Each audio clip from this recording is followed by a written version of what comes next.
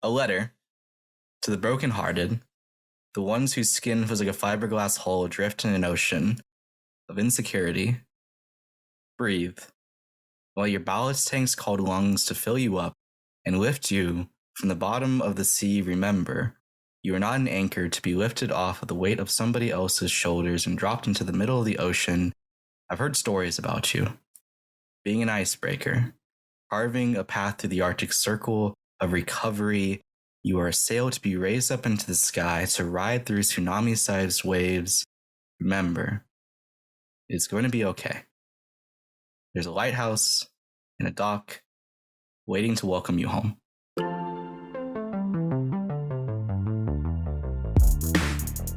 Hello, everybody, and welcome to the 714 podcast. Today, I got Donovan Beck here. He's an amazing creator and just an awesome human being. So, welcome. Thank you. Podcast. Thank you so much for having me. Super excited to be here. Yeah. So first off, I just want to tell you how I even got to know you. Like most people, they probably saw you on TikTok first, and probably your most famous video right now, as of right now, is the a friendly reminder. That video that was amazing. Like the first time I saw that, on the For You page, I had to watch it twice because I was like, this guy is up to something. You're not only the words you used, but also the delivery of it was amazing. So I just want to give you props right there for that. Thank you. Yeah. So it's been an absolute craziness of the past couple of days. So I think that got posted on today is Thursday, so last Sunday. Yeah. And so a week's worth of time and just a lot happening. And so I'm really glad that so many people are connecting with it. And again, thank you for reaching out. And I'm really excited to chat with you. Yeah. And I wanted to ask you, what was your inspiration behind that post? Or just doing poetry in general? It's a very, not many people are into it. I think I personally that I know. I don't know. There's probably millions of people that are into it, but I don't know anybody. Yeah, but, absolutely. Yeah. What made you get into it? I am, so for anyone who doesn't know me, I'm a photographer, filmmaker, and writer. I kind of just work in the arts pretty much and sharing stories. And so the ironic thing is I actually got on TikTok by losing a bet. My friends all know that I write and I know that I create things, and I was never on TikTok just because I just never felt like it was my vibe or whatever. And I ended up getting into a conversation with my friend.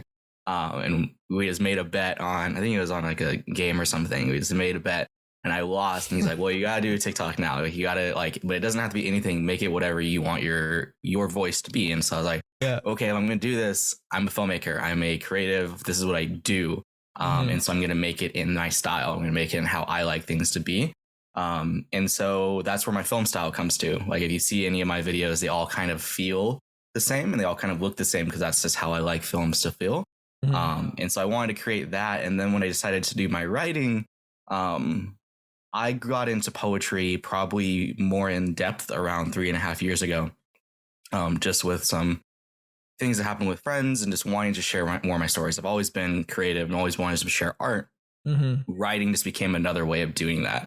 And spoken word specifically is awesome because it shares a part of poetry that a lot of people don't realize. When a lot of people think of poetry, they think of Shakespeare and doublet and triplet form and all this sort of stuff.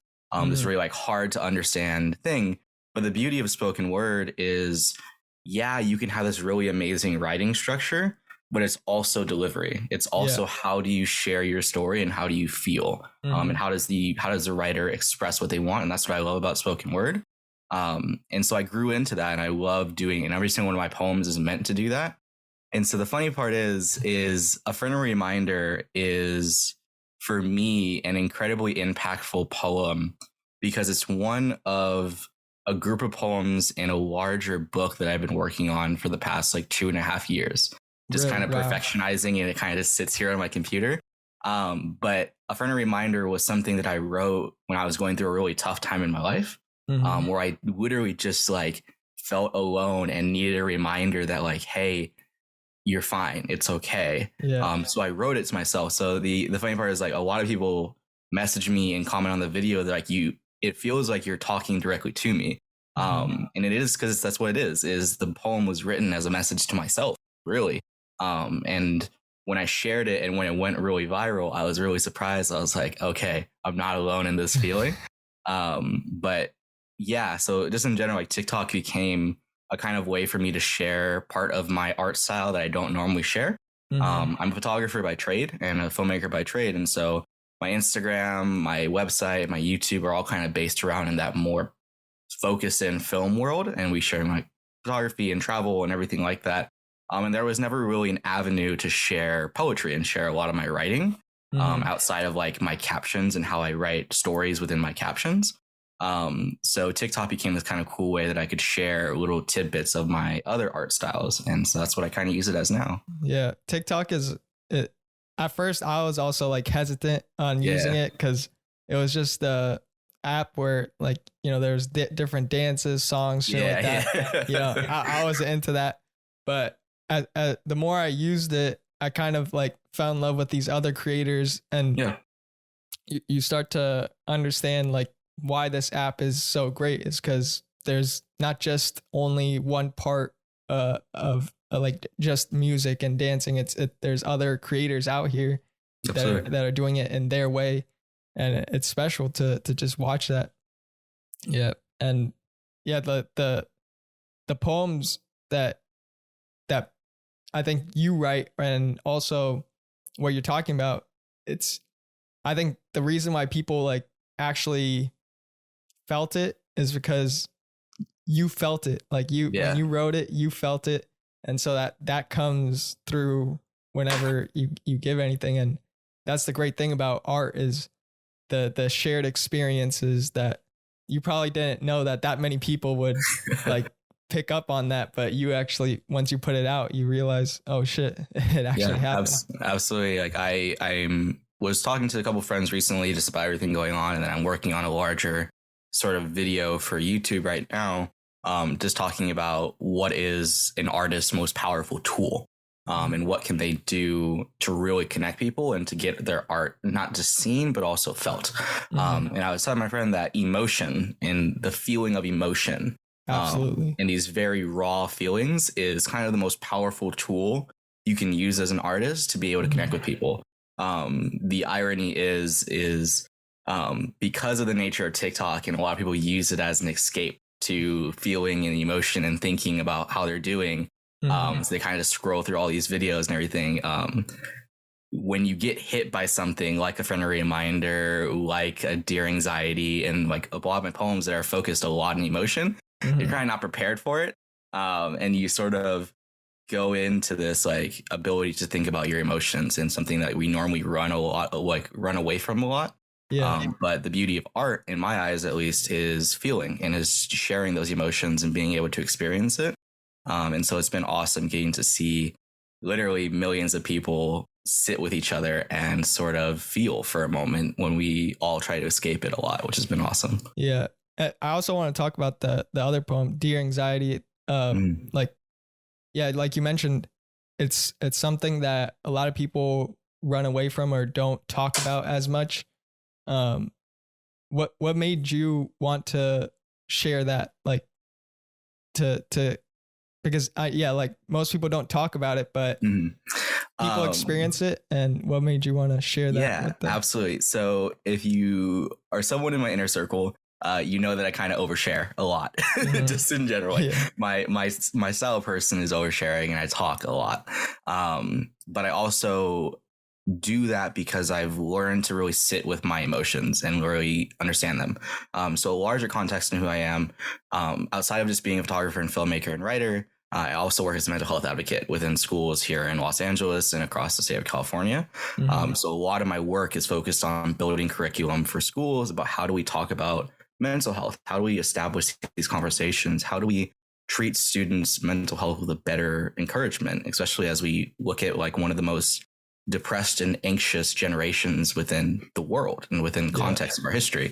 And so I do that because I have a strong connection with that. I've suffered from severe anxiety and depression all my life. I'm a very strong advocate for suicide awareness and things like that. And so my life is built around this idea of how do we talk about this concept that we've been told all our life to move away from? Yeah. That, oh, men need to be strong and boys can't cry, and all this sort of stuff about like life is hard, just deal with it, everything like that, or like therapies for the weak and things like that. These really like destructive and toxic concepts. My field of work is that. And so when it comes to why I share stories about that, because it's the thing that I'm connected to the most. Every single one of my poems, like I said, is written from a place of understanding. It's written from a place that I feel. Dear Anxiety is literally a poem written as a reply to the feeling of having a panic attack and the feeling of what it feels like when I'm anxious. Part of it says that when you try to make my hand shake like tambourine drum sets, I'll make music with them, right? Yeah. That's because when I have panic attacks, when I have anxiety, like my hands shake. And so I write in that style, not because I think it's just the most thing that people are going to connect with, but I write because it's really, I wrote in a caption recently that said, I try to put words to the emotions that we all feel, but never have the words to say. And that's kind of what my poetry is. And that's kind of how I like to make my art is we all feel a really small amount of emotions, happy, sad, afraid, mad, these really raw emotions. And we're just never taught how to express them. We're never taught how to talk about them or how to feel. And so my poetry is based around that. Is a lot of people have been starting to use the poems as like daily affirmations or reminders. And it's absolutely awesome because that's the hope. Yeah. Is that Dear Anxiety is written as every single time I'm going through a panic attack. When you try to make my hands shake like tambourine drum sets, I will make music of them. I will make music of them. I will make music with it. Because that is what I would want to reply to myself during that time. And so I think that's like the power of my poems, at least, and why I write them in that style and why I connect so deeply, because I, just like everyone else, I laugh because like people are like, you're finding all the answers to my anxiety and to my depression. And I'm like, I'm still trying to find all my answers to my anxiety and my depression. And so I think that's been the cool thing, is people realizing that, like, I think we have this weird interpretation of like people on the internet and like artists and creatives that like they have their whole lives figured out and they know everything and they know the answers to all the problems. When it's just like, yo, we're trying to figure this all out just as everybody else. And so that's kind of why I've always thought of it that way. And my writing reflects that. Yeah. I like what Gary Vee, do you know who Gary Vee is? Yeah, absolutely. He always says, like everybody's trying to figure it out, you know, not just you, but like, even if people that are 20, 30 years older than you, they're still figuring it out. So the thought of having it all figured out is kind of pointless, because that's just the process, you know. And that for anxiety and stuff like that, I know, like you mentioned, a lot of people deal with it, especially in this generation with social media. Yeah. It's being exposed a lot more. And the people like you that are talking about it, I think it actually helps because it sheds a light to it that most people wouldn't actually go towards, you know. Absolutely. So it helps a lot of people, and to be able to deal with it, like, what are some of the things that you do to deal with anxiety and in your experience? I know, like you said, you don't have everything figured out, but what has helped you the most? Yeah. So obviously as an artist, my answer is going to be create. It's going to be find ways to express. The worst thing we can do pretty often, like this is what I share to like the students that I work with all the time, is we're told that we need to just push through, that we just need to get past and sort of bottle all this sort of stuff that we're feeling, all this anxiety, all this tension. Oh, you're worried about work. Oh, you're worried about all of these sort of things. We're told that we need to bottom them up. And the worst thing we can do is rather than actually express and lean into feeling and lean into the things that we're going through, we kind of run from them. And that's why, like I joke, is that we use social media pretty often as a way to like run from a lot of our worries and a lot of our insecurities and our fears and doubts and anxieties. But when we lean into things, it's uncomfortable. It's absolutely uncomfortable and it's scary. But it's often more impactful. So when I'm going through a lot, when I'm going through a lot of just anxiety and depression, I create and I make and I share. The irony or the funny part is I think the entire internet has seen this room now at some point or another. And it's like in one of the many directions I filmed this room so far. But the thing that I do when I'm making TikToks is not like I have a script to every single TikTok. Literally all it is I turn on the light, I turn on the camera, and I kind of just sit there for 30, 45 minutes, just as I tell all my friends, talking into the void. I kind of just talk and I recite my poems and I talk to myself and I feel the things I want to feel. Rather than running from them. And for me, making the TikToks, as ironic as it sounds, is a really therapeutic and meditative way to handle a lot of things that I'm feeling. People have commented that how I worded and how I was saying a friendly reminder felt like I was going through a lot. And honestly, I was. That's why I was sitting there making TikToks.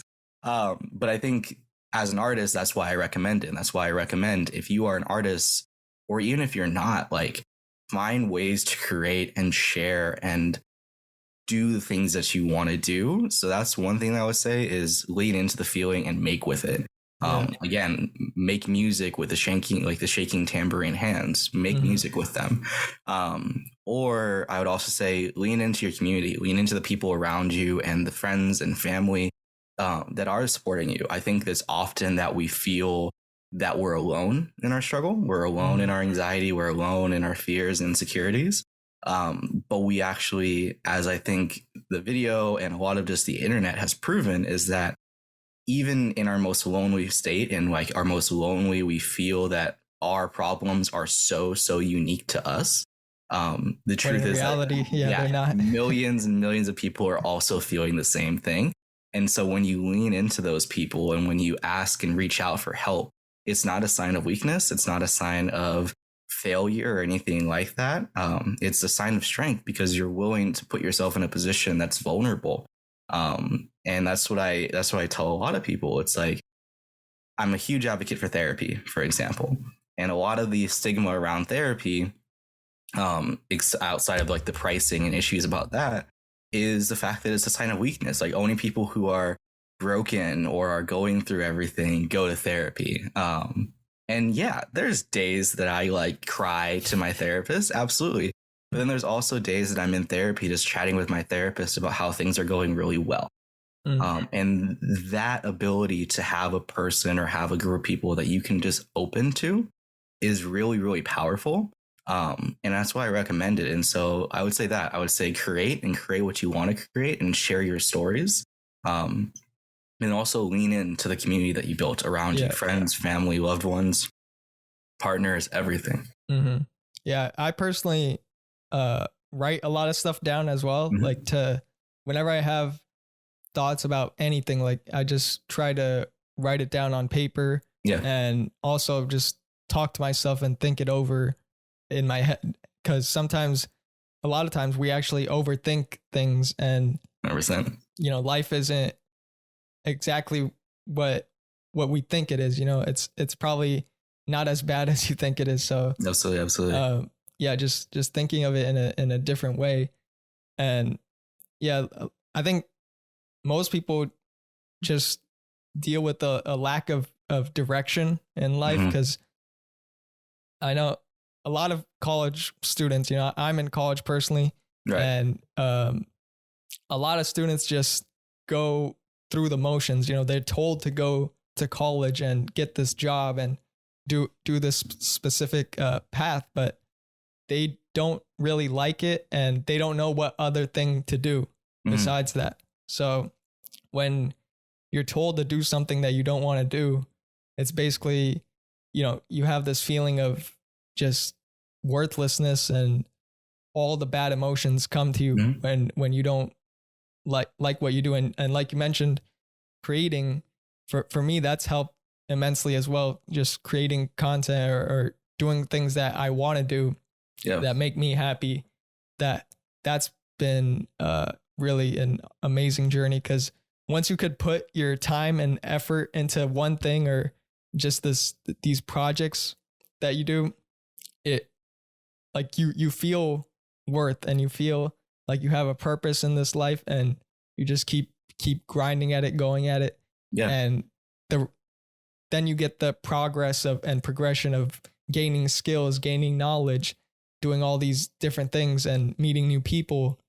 And it's all part of the process. And it's a tough journey, but I think when you do find your purpose, for me, it's just doing. I love podcasting. I love creating on social media, and for you, it's photography and different creative aspects of it. And when you find that for yourself, I think then everything else will align by itself.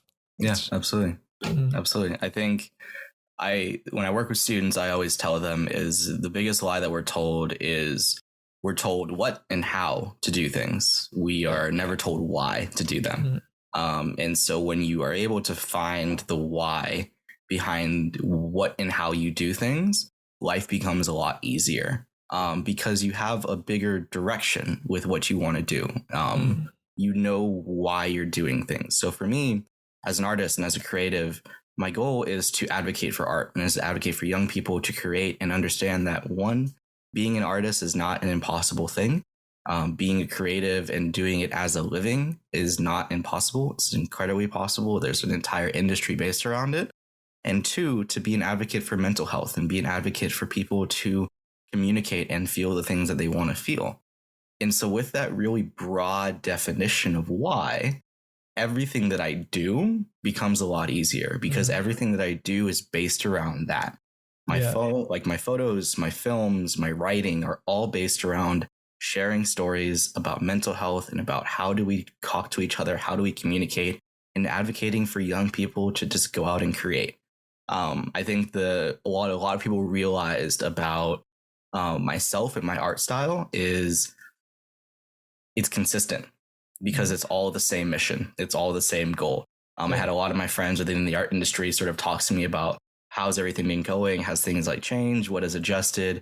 And like, has there been growth in different parts of it? So within like the TikTok, within Instagram, within YouTube, within Twitter, all that. I said, absolutely. And they said, like, why do you think that is? And I said, because when you start at my TikTok and you listen to the stories that I share there, and the art style and the film style that there is, you feel something and you get connected with who I am. When you bounce over to the Instagram, my photos have the same vibe, have the same feeling. And when you read the captions of my Instagram, so I joke a lot that I said fuck it to the Instagram algorithm a long time ago. Unlike a lot of creators, my Instagram posts are these very long stories about my travels, about the things that I'm doing, kind of as if I was writing somebody a postcard. And that's all I've cared about for a long time.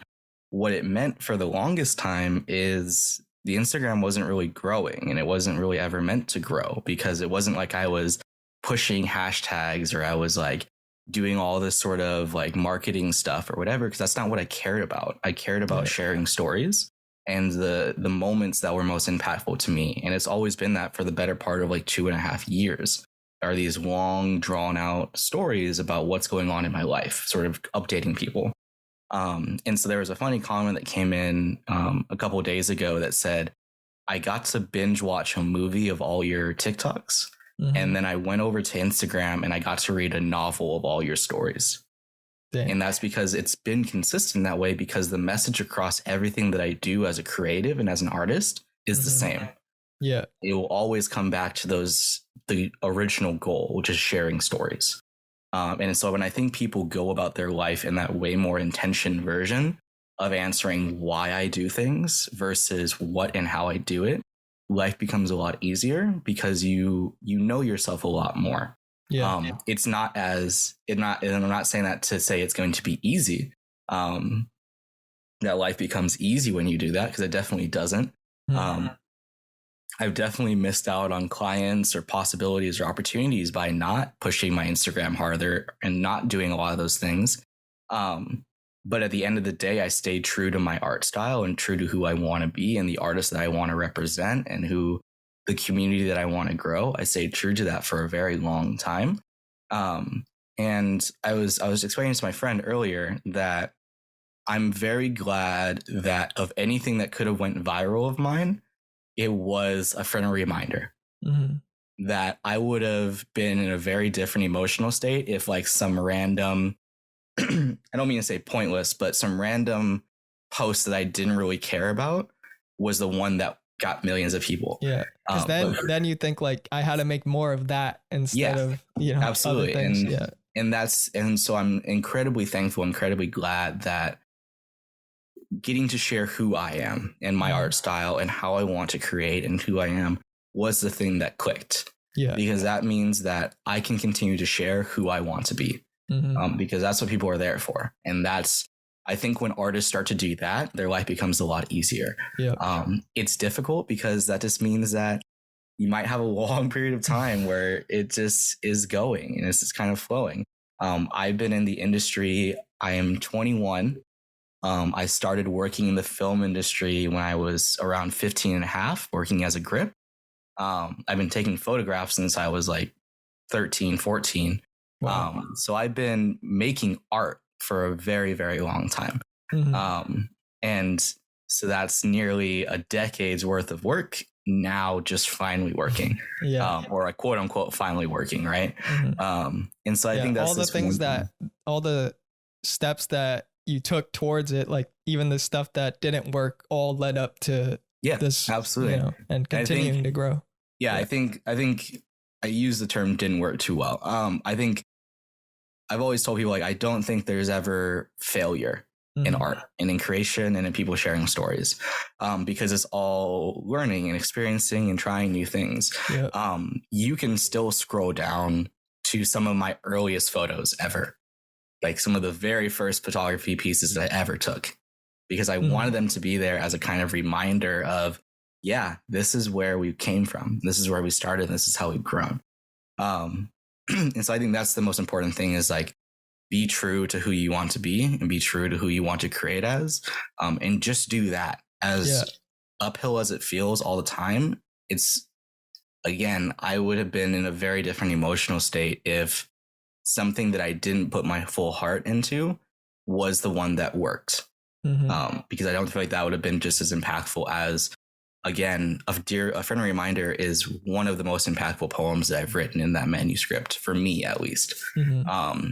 And so I don't want to sound egotistical, but like when you feel something, when you see something work, like what happened to a friendly reminder, that just makes you feel amazing as an artist, because it means that what you're doing is true. And again, people have found that it's consistent, that nothing changes from the Instagram to TikTok to YouTube to Twitter, because it's not. And I never want it to be that. I wanted it. This is my safe place. And that's kind of what I talk about and beat into like the comments and everything all the time is, this is my safe place. This is your safe place. And I'm going to treat it as such. And that's why the consistency matters. Yeah.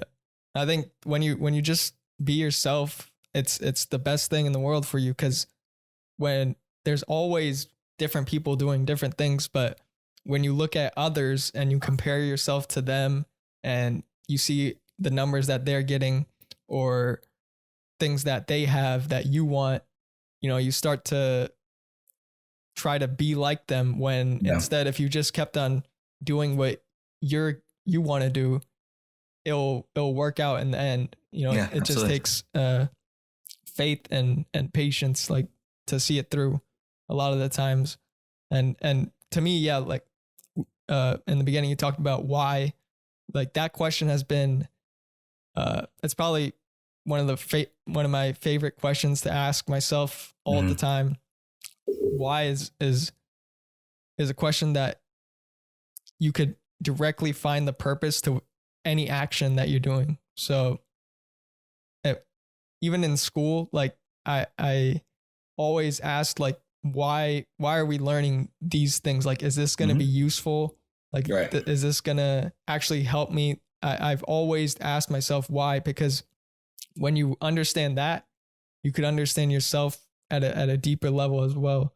And that it's really helped a lot for me. And also I know it could help a lot of other people as well. So Yeah, absolutely. Yeah, I also want to talk about like your inspirations or the people that inspire you to do poetry. Like, who do you look up to in poetry? Absolutely. There's a lot of writers. So within the spoken word realm of people, there are a couple of artists, and I sort of lump them into this group that I call the artists that saved my life. Because I found spoken word and I found poetry at a very, very difficult portion of my life, in a very dark place in my life. And so one of my coping mechanisms that I found was reading and sort of memorizing. So I have this really absurd bank of poems just in my brain that I can just recite off the top of my head. Because whenever I was going through like really tough patches of anxiety or depression, I would kind of just sit in my room and repeat these poems over and over and over again. So I call these artists the artists that saved my life, because in a literal sense, they did. Rudy Francisco is kind of one of the most known spoken word poets and creators, because his words and his way of words is just incredible. Andrea Gibson and her creations are incredible when it comes to feeling and emotion and things like that. Shane Kuskan, for To This Day, is also an amazing poem about mental health and things like that. Neil Horborn is also an incredible slam poet, as well as like on the platform on TikTok, Joey Kidney and Joey Kidney's creations, Matthias and what he does as well are some really amazing ones. Kira Vanderfolk. I think I love finding poets that, again, like myself, try to create words to the feelings that we all feel, but never have the words to say. And a lot of those poets do that. Outside of just those artists and those creatives, a lot of the poets that are shared on Button Poetry and Button Poetry's list of amazing poets, I absolutely advocate for. And then obviously I think I go back to like Dylan Snowcliffe and a lot of these original poets that kind of set the tone for a lot of the era of this version of poetry that we find. It's pretty funny being in the sort of like spoken word and slam poetry community, because we're kind of the runt of the poetry world, even though like we're really shared on the internet and we kind of grew up on the internet and that sort of art style. You don't see a lot of like spoken word or free form poems shared like in the highbrow poetry circles, because it's not traditional, it doesn't follow form and all that sort of stuff. But I like it because it really is just the most raw and intentional way. When I explain to people spoken word poetry, I always like to explain to them not just slam, but also like spoken word poetry competitions and the style that comes with them. So I guess like trying to keep a very long history lesson short, spoken word and the poetry style that spoken word came from the Bronx and came from the area of the East Coast where these sort of poetry competitions sort of sprung up. And if you ever to walk into a poetry competition, into a spoken word poetry competition, what would happen is you'd have to funnel through a door. You have to go through a door.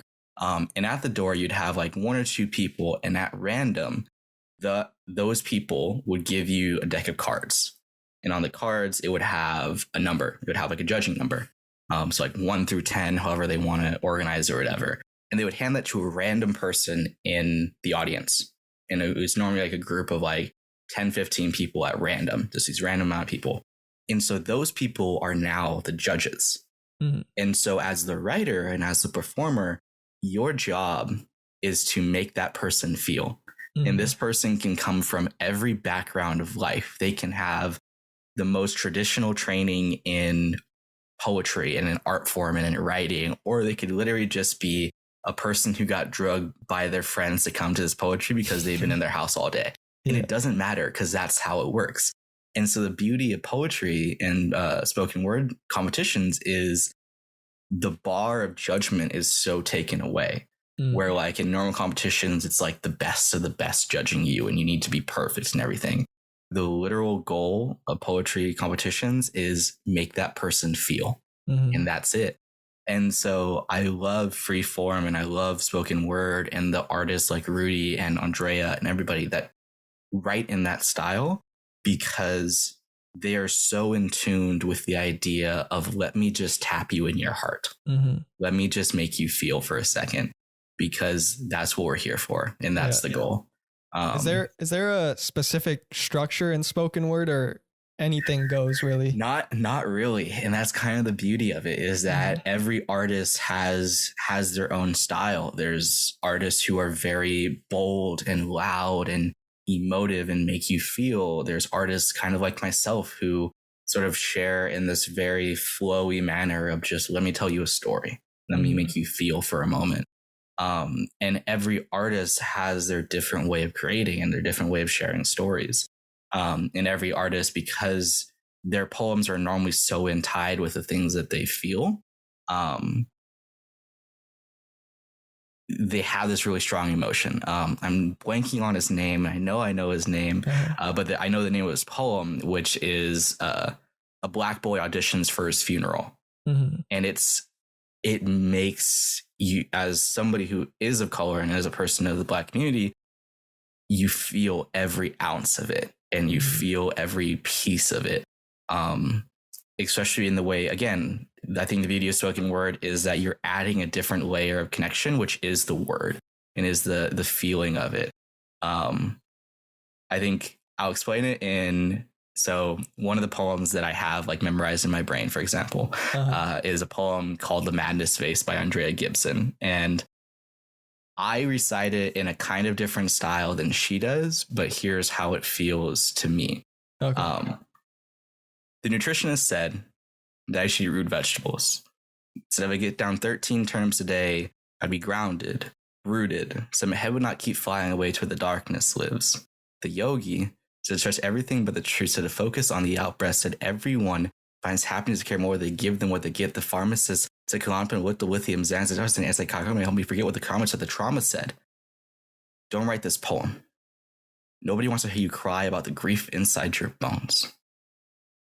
And just that ability to emote and to feel, and the sort of, the pharmacist said, the Klonopin with the lithium Xanax, antipsychotic, like these feelings that you have. Yeah. That is the beauty of spoken word, is that storytelling aspect of it that it has. And I think it's awesome. Yeah.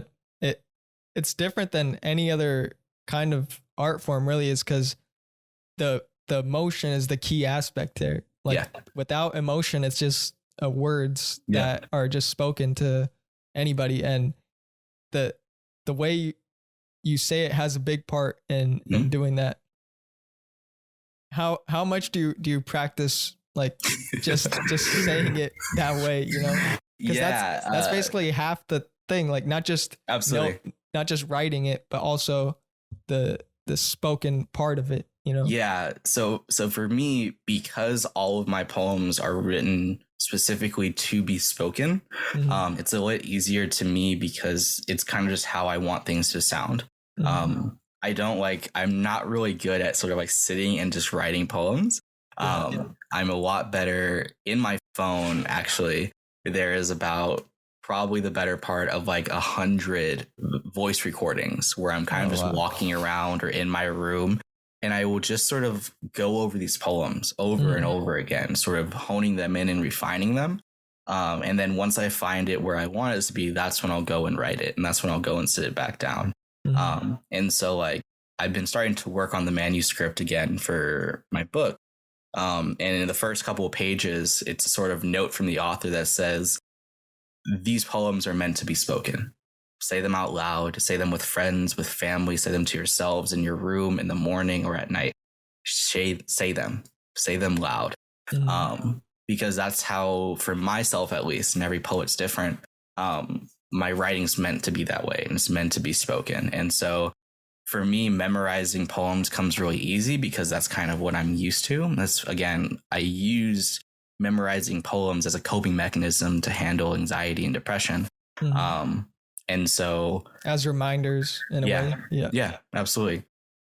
And so I use that pretty often. So when it comes to memorizing my poems, it's not really too difficult. Yeah. And I also want to talk about creativity and just inspiration. Mhm. I know a lot of creators like sometimes deal with creative blocks and Mhm. they can't really create at their best sometimes. How do you get the inspiration sometimes when you feel like not doing anything, or it's not Right. the best of days, you know, what gets you inspired and gets you So, going? so I am definitely the biggest hypocrite of the answers that I'm about to say, because I struggle with it all the time. It is incredibly difficult to sometimes want to create and sometimes want to share, because again, it means you have to be vulnerable. You have to lean into these sort of things. When I'm struggling, I chase inspiration, and it's kind of the best way to say it. When I'm going through a lot, my friends kind of know that 85% of the time I'm driving my car in the middle of nowhere. And I kind of just like to explore and go to random places. I'm lucky enough to be very, very close to a set of mountain ranges near me. And so I just take my car there and I kind of explore around. I'll take a slack line out and kind of just like jump around and hang out. And I not try to run from what I'm feeling, but I want to be in a different space than normally where I am. Especially over this past year, in the traditional world, I work as a travel filmmaker. My field of work is around travel and going places. And so to say that I spent the entire year last year in this sort of like 10 by 10 box that I live in, right? Was really difficult. And so a lot of the times I just wanted to get out of this space. And so I think when we struggle a lot with like creative block and things like that, it's because we're kind of stuck in a space that we are. And so I tell people to get out of that, to move and to find different places. And also seek inspiration in different things and in different mediums. If you are a photographer, then try to go make films, try to go write what your photos tell and things like that. Take the different mediums that you have, and share those stories, because that will be a lot more impactful. And so again, I sound like a hypocrite because I struggle with this a lot, but I mean, I personally struggle with that as well. So I know what you're dealing with. And I want to talk about the like driving and stuff. I mean, you and me are the same, bro. Like I love driving and just like going away. Like even last weekend I was in LA actually, and driving on Mulholland Drive with some friends, you know. So it's just a way of trying to, like you said, not run away from it, but also just feel a different experience. And maybe that difference allows your brain to actually find new things to think about instead. Yeah, absolutely. Mm-hmm. Yeah. So that really actually helps you build on things as well. Cause once you find that new inspiration and it comes out of nowhere, like the inspiration, I don't even know how ideas, like I think about that a lot. Like how do I have these ideas that come out of nowhere that eventually, and I end up doing it and it actually turns out to be really well, you know? So yeah, one of creatives I worked with a while ago, and one of the things he said kind of stuck with me forever, was he made a comment that was always carry the net, which basically means is the reason that I have so many voice memos, because I will start recording the moment inspiration hits and the moment anything comes to my mind or comes to my brain. And so when it happens, you want to be there to catch it. And so he says, always carry the net. And so whether it is, if you could see my library wall that's over here, there's a section of my library that has at least probably the better part of like 75 journals that just they're full of writing. I daily journal every single day, but also I carry a journal with me in every bag and within all my cases, and a journal and a pen, because I use that as a way to, whenever something hits, whenever there's a thought in my brain, I take notes of it. Do I ever come back to it? Not all the time, but I at least put it down so that if I ever do, I can take it. And so that's the concept of always carry the net, is be there. And especially when you're traveling and you're exploring and you're just getting away from the creative block, be there and ready for when it hits and when you're ready to dive back into it. Mm-hmm. Yeah. And you mentioned journaling, and I want to talk about that real quick. The journaling is something that I think more people are doing nowadays. Like it's on YouTube. It's like, you know, people are saying do journaling and stuff. Mm-hmm. But what are the things that you journal down that you think are that people should do because it helps you? Like what helped you the most by journaling? So like I said, I've been journaling for the better part of like 3.5 years now. And I do it every single day, every single morning, and every single evening. And my journals over time have taken a lot of different forms. I'm not a person who is like very structured with what I want my journals to be. Some days my journals look like to-do lists. They look like short stories. They look like dream journals. They look like poems. And then some days they also just look like a couple of words that say how I'm feeling, because I think the most important thing about journaling is just writing it down and is putting it into the world of how you're doing in whatever regard. And so I tell people to start looking at journaling as a way of sort of texting yourself, right? Of being able to say, hey, I know we haven't talked in a while, but here's how I'm doing. And that's how I treat my journals, as a sort of reminder. And it's a snapshot. It's as if I was taking a photo every single day. With the beauty of journaling that much and having that being part of my routine is I can literally go back to any day of my life for the past 3.5 years, every single one. And it's going to tell me a little bit of how that day was. And I can remember and go back to those places. We have a really, really short memory. And it's incredibly true. It's short, but then we remember things and they're vivid. And absolutely. Yeah, it's a weird thing. And with that, being able to keep memory of everything that's going on in your life is a really powerful tool, because you can see growth and you can see the beauty of it. Again, working with the book, it's been a lot of like going back to things that have happened in my life over the past 2 years. And with that, I could find the journal of that time in my life and look at it. I don't know if you can see it there in the background, but that's a piece of paper that I tore out this morning from one of the journals. That was a piece of writing from almost 2 years ago now. And just one of the poem that's on there was super impactful to me at the time. And it kind of got lost in the mess of things over the past couple years. And so when I flipped back to it earlier this morning, it was like a ton of things just happened. And so that's why I think that's the impactful thing about journaling, is being able to just say how you feel and remind yourself. Again, think of it like texting yourself. Hey, I know we haven't talked in a while, but here's how I'm doing. And that's why I love journaling. I have friends who video journal as a kind of reminder to themselves.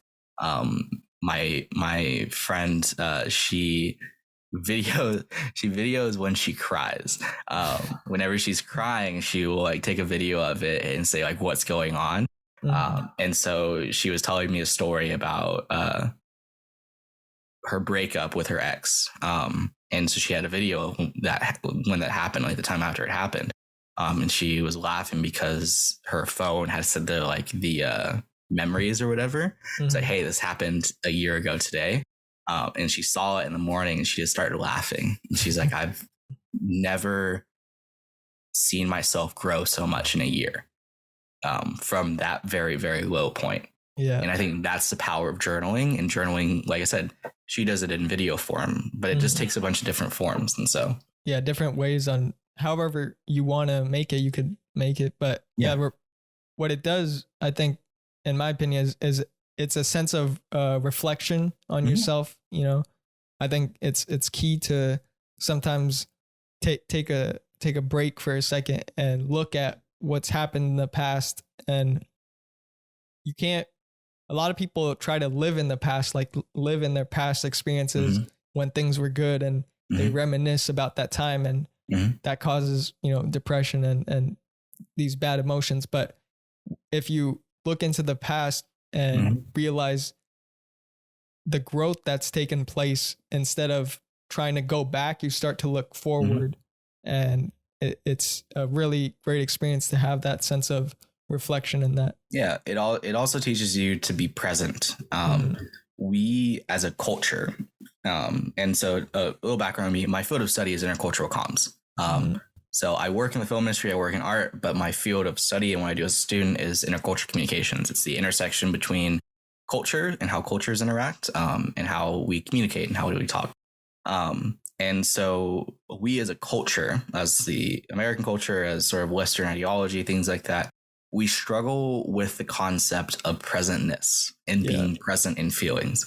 And when I work with students around mental health, for example, I tell a lot of students and teachers that anxiety and depression and the feelings related to them are based normally in two very distinct moments in time. They are either past tense or future tense. We are worried about the past and the things that have happened to us and our fears and insecurities about what has happened in our past. My distrust for people is because I got cheated on early on in my life and things like that. So we think in the past, or we fear the future. We fear the idea of growing up and having to pay taxes, and what does it mean? What am I doing with my life? How, can I make this a career? We fear, and there's a lot of anxiety tied with that. The place that we see the least amount of anxiety and depression and the feelings related to them is present, is within the present. And so I tell people is that when you're able to find ways to hone in on being more present and forget the past and the future, you can live a lot more life of openness and breathing and understanding. And I think that's the beauty of journaling, is that it forces you to sit in, I am here right now, and here's how I feel. And I think that's just the really important part, is because we think in so many different areas of time, we run from the idea of being where we are, and being here with what we feel and here with our emotions. And so that's why I talk into the void, right? Is I sit for 45, 30 minutes and just sort of talk, and here's how I'm doing. We're never told how to do that. We're never taught how to do that. It's really awful. Because once we learn how to do it, we can find ways to get through things. A lot of my friends, after I posted Dear Anxiety, had messaged me about panic attacks and anxiety attacks and how do we deal with them.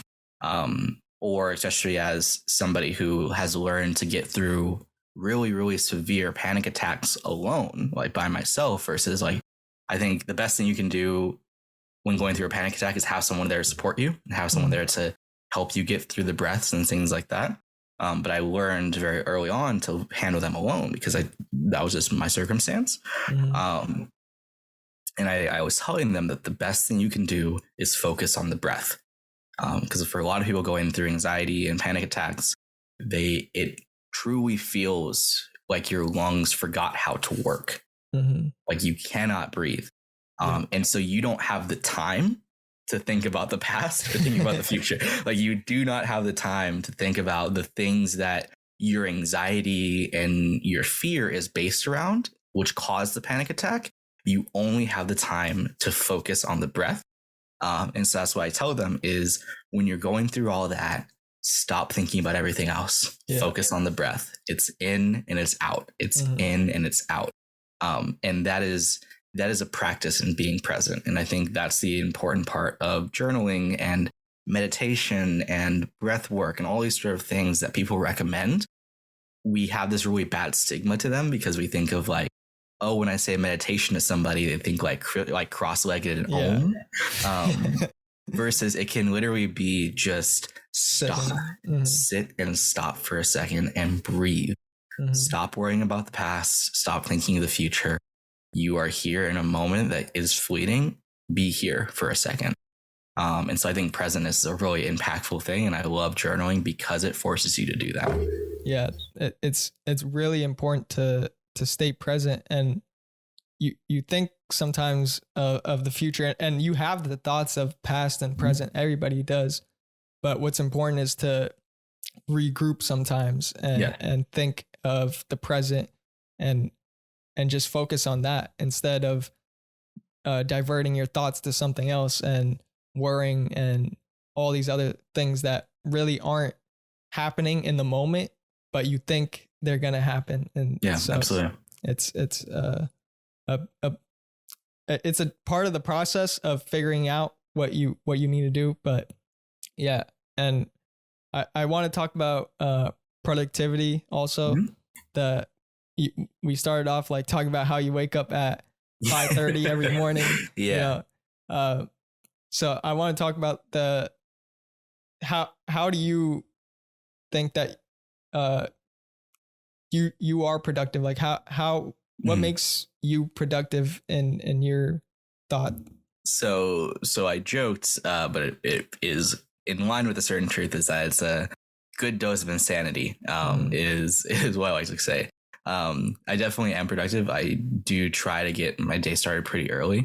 I think the grain of salt that I should say is that not every day is like that. Not every day is perfectly like that. There are days where I'm drained and I'm tired and I just am trying to get through it.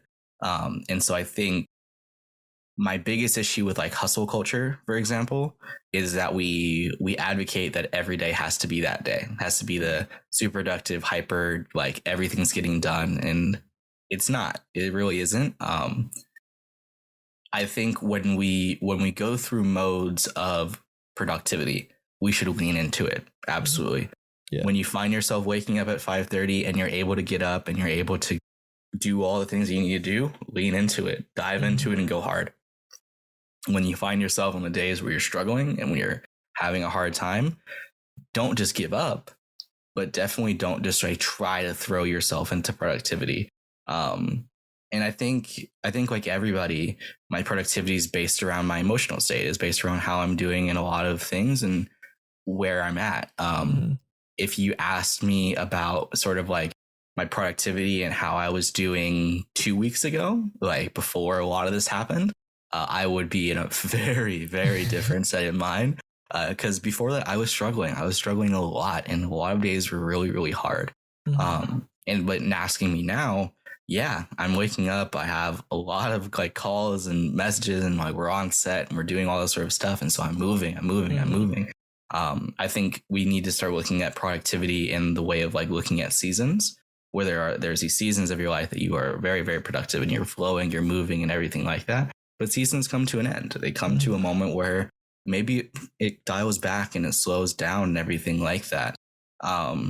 And I think that's the most important thing to really understand. Going back to like the whole, if you asked me 2 weeks ago sort of thing. And a couple of my friends have heard, and like my therapist has heard a lot of it. Before, I was struggling with the idea of what being hyper productive means and what really do you get out of it. And so I say that as, like I said, I started in the film industry when I was around 15 and a half and 16. And from there, I had this mentality. And this comes from like me growing up in a military family where like the idea is like you get shit done or you don't get it at all. Like all these sort of things. I worked incredibly, incredibly hard. Every single opportunity to be on set and work with creatives and work with directors, I was there. I started a business at 16. I grinded it out. I found every way to create films and share stories. I started speaking at schools at 17, 18, did all of this sort of stuff. And I got to be this very quote unquote traditional version of success very quickly because I worked incredibly, incredibly, incredibly hard. The issue became, I started to realize that not that I missed out, but there were things in my life that I was missing or wasn't a part of because of that. When I have conversations with a lot of people my age, some of my conversations, they can't relate to, they can't connect with because we're just in two very different states of the world. A lot of the artists that I'm around are dreaming of working with some of the clients that I work with on a daily basis, or are like still trying to get there. They're dreaming of being able to speak and work at Facebook and Instagram and make films about a conference there and things like that. And so there's a disconnect there. While I, in myself, am somewhat envious of some of the things they have, I've definitely missed out on relationships and friendships and social life because of my work ethic and the things that I pushed through. I spent my entire high school career basically working, both within like the film industry, but also within student government and leadership. And so like when I would go to football games, I was there working. I wasn't there like being part of the student section or things like that. And that's not to say that I wasn't appreciative of any of that, but there's definitely things that like I look at some of my friends who are in very different modes of their life, maybe not as quote unquote successful as myself, but there's things about their life that I'm amazed by and I'm incredibly wondrous of. And so I tell people to take the whole hustle mentality and the I need to grind and be successful at a super early age and super young age with a very big grain of salt. Yeah. Because even though I still have so much time, I'm 21, and that's something I have to remind myself often. There are just parts of my life that I struggle with because I've spent so much time and energy and effort in this other part of my life. And so I tell people is find the balance of it. Is lean into the days that you're super productive and you want to grind and you want to do all this sort of stuff and you want to push forward and do all this sort of stuff. Also, go to the beach with your friends. Hang out. Be able to enjoy your life. If you're a super young artist, like in high school, enjoy your prom, enjoy your winter formal dance. You only live once. And like you do. And so the successful things are always going to be there. They're going to like, and it's always going to change. It's always going to adjust. Even within this past like week and a half, my outlook on what the future holds has changed dramatically. I was telling one of my students earlier this week, I think we forget how actually long a year is. Like the length of time that a year takes, we forget how long that is. And we like shorten down the time. And I was like, all of everything that's happened over this past week and a half has been a week and a half. Like there is still so much time in the year.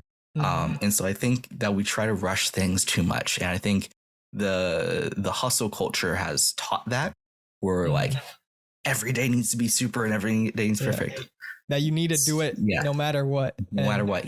Stop. Like slow down and enjoy and feel and be in the places. There are definitely days where I should be creating and doing things and I just sit in this bed for the whole day. And that is as difficult as for a very, very long time it took me to say that that's okay. That's okay. And so I think that's one thing that I would say is that, my days start early. I do work all the way through the night with a lot of projects. I'm constantly doing things. But I think in the past year, especially, I've been working to teach myself that the slow days and the days off and the days that you're struggling are just as okay and should be just as wanted as the hyper productive days. Yeah. And something you mentioned when you said that it's like the seasons, and that like I'm reminded by something that Jim Rohn said. Do you know who that is? Yep. Yeah. And he's a great speaker for those of you who don't know, but he said life is like the seasons, and everything that's just like the cycle of life, and it's going to continue in your life. The winter, it's going to be some tough times, but then it leads to spring. And some people want, 2 springs, 3 summers, and that's not how it works.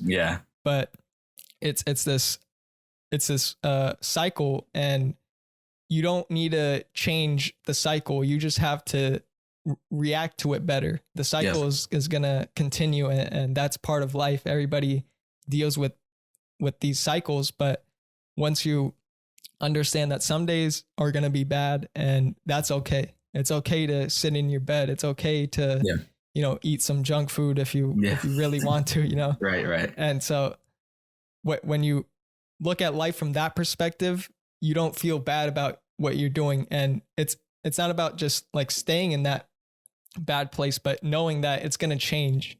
It's kind of like a up and down graph of some days are good, some days are bad. But when you look at it through a certain angle, it's like being water, basically, just dealing with anything, no matter what. Absolutely.